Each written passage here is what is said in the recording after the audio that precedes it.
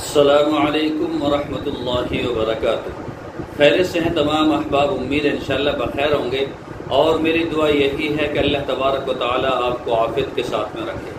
محترم حضرات، آج کی جو نسخہ بتلانے والا ہوں اس نسخے کی کئی دنوں سے ڈیمانڈ تھی اور میسج آ رہے تھے۔ ایک صاحب لکھتے ہیں پنجاب سے کہ وہ کہتے ہیں کہ جی زخم صحیح نہیں ہوتا، ہم شوگر کا علاج بھی کراتے ہیں، شوگر کی دوائیاں بھی کھاتے ہیں، لیکن شوگر کی وجہ سے ہمارا جو زخم ہے پیر میں یا ہاتھ میں وہ صحیح نہیں ہوتا۔ اس کی وجہ کیا ہے؟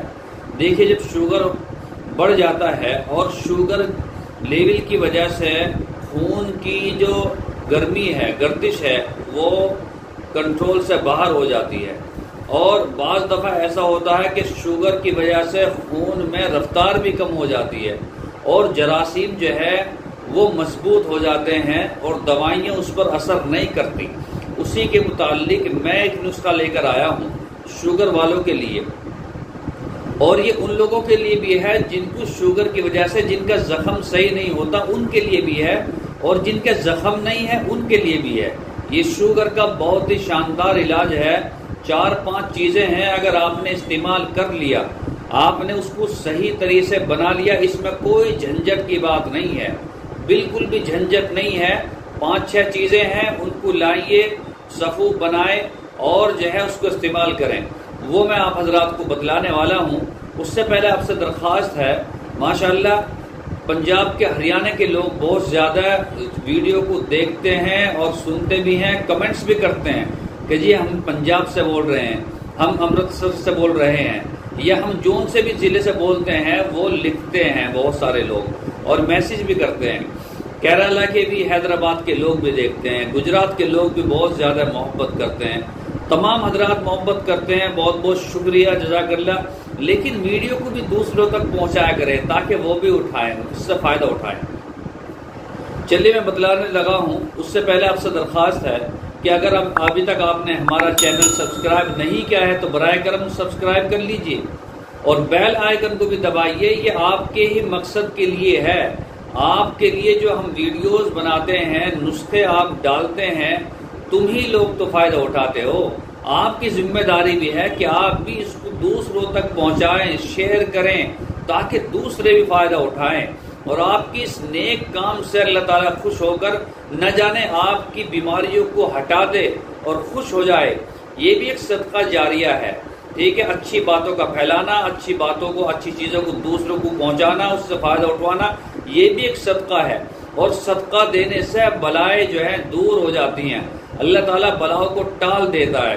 تو صدقہ بہت بڑی چیز ہے، یہ بھی ایک صدقہ ہے، اس میں پیسے بھی نہیں لگ رہے، بس انگلی سے کلک کرنا ہے، بھیجنا ہے، بس بات ختم، نہ پیسے لگے نہ کچھ۔ اب میں نسخہ بتلانے والا ہوں۔ کرنا کیا ہے آپ کو؟ میتھی دانہ لینا ہے 50 گرام، غور سے سننا ہے، لکھ لینا، میتھی دانہ 50 گرام، جامن کے بیج، ٹھیک ہے؟ جامن کی جو گٹھلی ہوتی ہے اس گٹھلی کو چھلکے سمیت، ٹھیک ہے، وہ بھی آپ کو 50 گرام لینی ہے۔